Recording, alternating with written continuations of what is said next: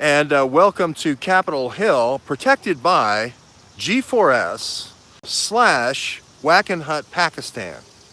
So people are going to ask, well, George, what do you mean Capitol Hill is protected by G4S / Wackenhut, Pakistan? That's a good question.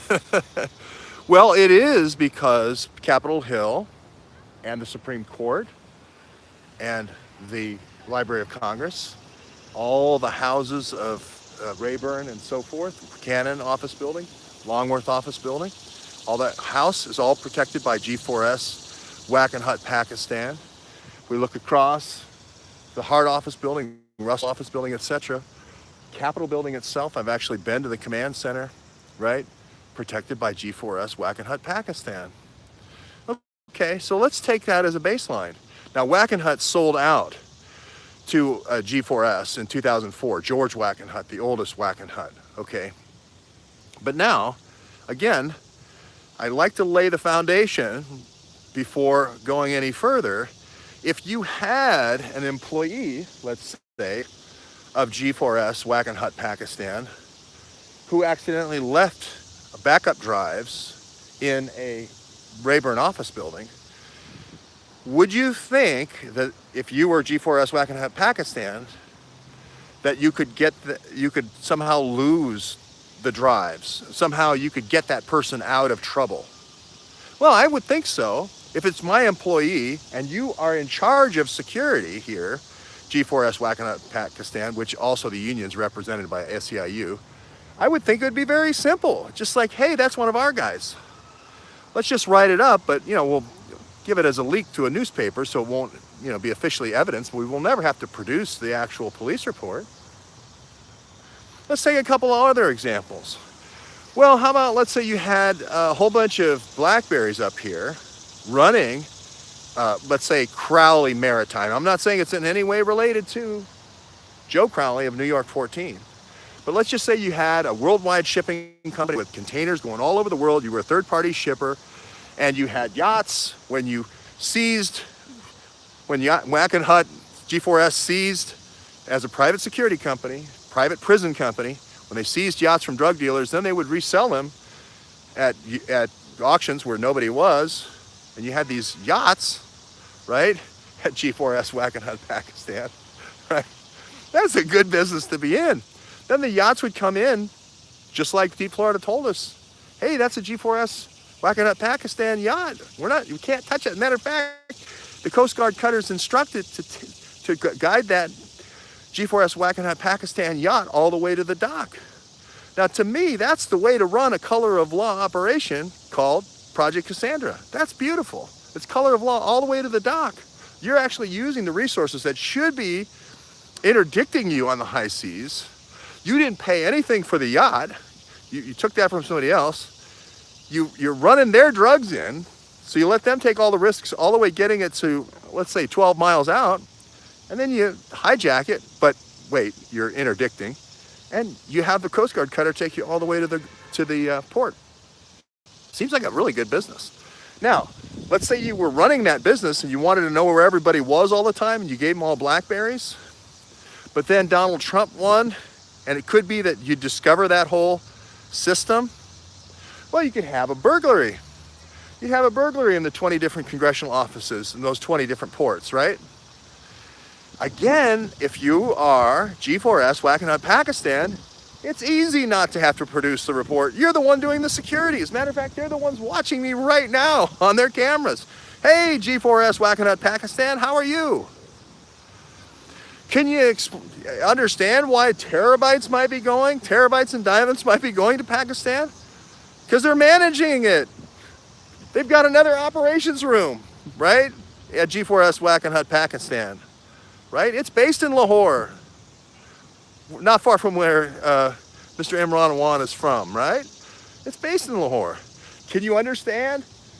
I'm about ready to get into Gaudi. Thousands of payments, SAR payments going, suspicious activity reports going to the police officers in Pakistan? Sure, they're employees. Well, I get it. They're getting their checks. And they say G4S Wackenhut, Pakistan across the top. So that doesn't surprise me. That explains everything.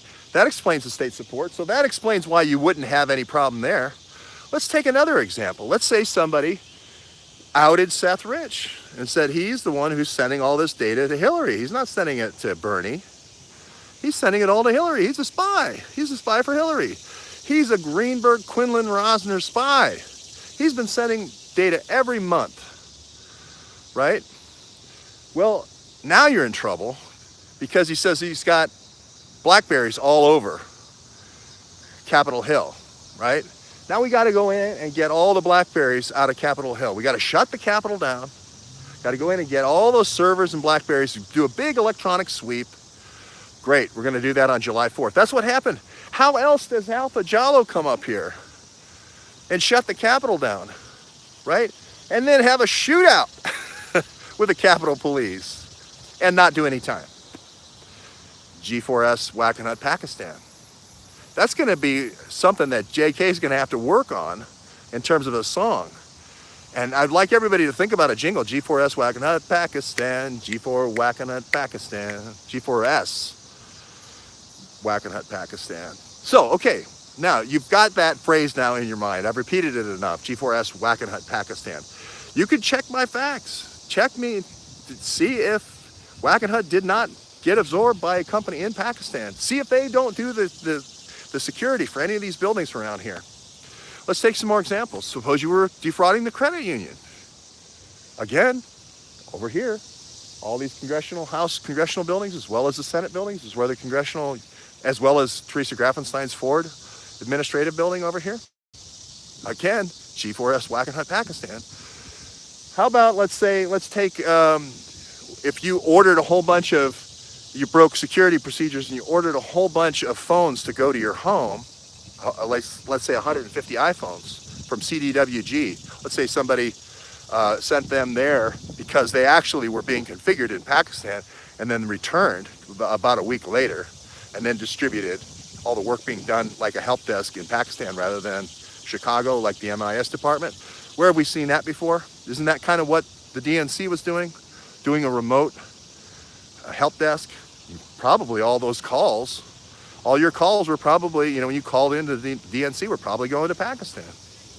Isn't that why they were routed through, maybe, we don't know if they were routed through Fort Huachuca or not. We don't know if they're, what trunk line they went through Arizona. We just know it's a GoDaddy domain. But to me, everything makes sense. To me, everything just makes sense. How does all this stuff happen? Right? The only guy, it's funny because McCabe came over, Herb McCabe from One America Network.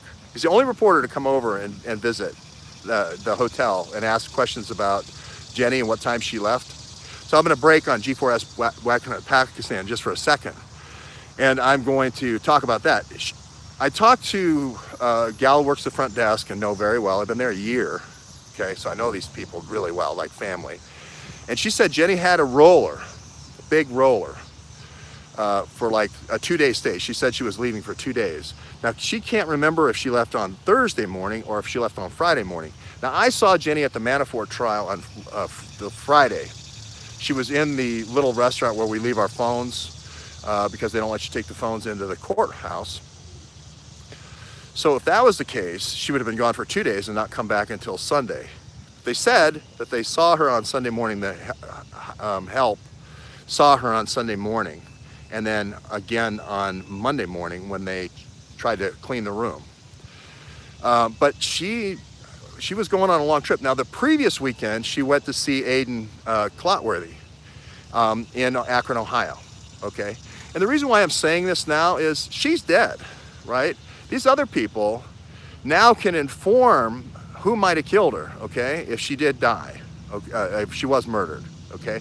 So, and I'll explain to you why, if I'm exposing a Wackenhut or a Clotworthy, and this is just a kind of a little ruse to confuse us, they're actually very safe. Both of these folks are very safe.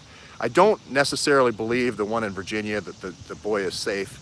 I think he's actually not safe at all. But I do think, since we've done like 28 shows on the Clotworthys, and it's actually Clotworthy, actually have done about 50 shows on the Clotworthys. there's no sense in hiding the name at this point. And you know, it's the Clotworthies, right? But I'll explain the Wackenhut situation up in Rhode Island in just a second. So first of all, a little foundation on who George Wackenhut was, okay? Now, George Wackenhut was an FBI agent, and he went in to start Wackenhut with another guy who was, I think it was DeVries, okay, something like that. They were both FBI guys, and they, 1954, kind of go out into their own firms and start this Wackenhut. Now, I think the Wackenhut name was already going, but I don't know where it would come from. I guess it would be George Wackenhut started in 54. I thought Wackenhut had been around a lot longer in another entity, kind of like from a Dutch security company. But anyway, the George Wackenhut part of it in Florida, the part where he would sit in the Gulfstream Park with J. Edgar Hoover, that part started in 1954. And the whole idea was compromise. We're going to do compromise. We're going to get this boat. We're going to get this yacht. Tell me when this starts sounding familiar. We're going to get this yacht. We're going to have all these cameras, not low light cameras, but film cameras.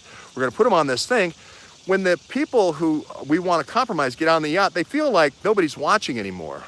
They actually, it has a, what do you call it, it lowers the inhibitions and lets them, and then you take them out to 12 miles, and then you tell them, hey, there's no consequences here, we're past 12 miles. So anyway, we don't know if that's what the Wackenhut yacht was used for or not, but we have some indications that J. Edgar Hoover loved to do that kind of compromise, and these were his two favorite guys. Now, they wrote a little thing saying, oh, he's not Wackenhut material. Then Hoover turned around and gave him all these contracts, right, for different federal agencies, sort of as his spy, internal spy. Where have you heard that before? Internal spy inside Congress, internal spy inside the presidency, etc. Okay, so anyway, there's this yacht called Top Secret. I'm not making this up. I believe it was built in 1977. So they got this yacht, they're tooling around, they're inviting all these people out there. They're getting every major contract. All the nuclear facilities, all the stuff in our story, Oak Ridge, Los Alamos, the Port of San Francisco, all these major ports that we've been talking about, Sandia Labs, etc. Plus a lot of state government, especially Florida. You'll remember Omar Mateen, the shooter at the nightclub in Orlando, the Pulse nightclub, was a G4S employee, okay? So now, let's think about this for just 1 second. Now we have a yacht owner here on Capitol Hill who is named Crowley, and he, through the grapevine, I've just heard lots of rumors, but he liked to ride on the Wackenhut yacht.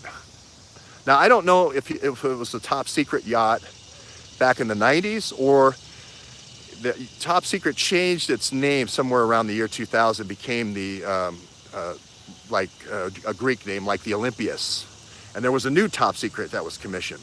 So I don't know if this was the Top Secret before in the 90s or after the 90s. But I have gotten the tip, late 90s, late 98-ish, Crowley was on the yacht. And this is unrelated to the kid in Rhode Island. But the idea was that you would have an agency, which would be a defense agency, which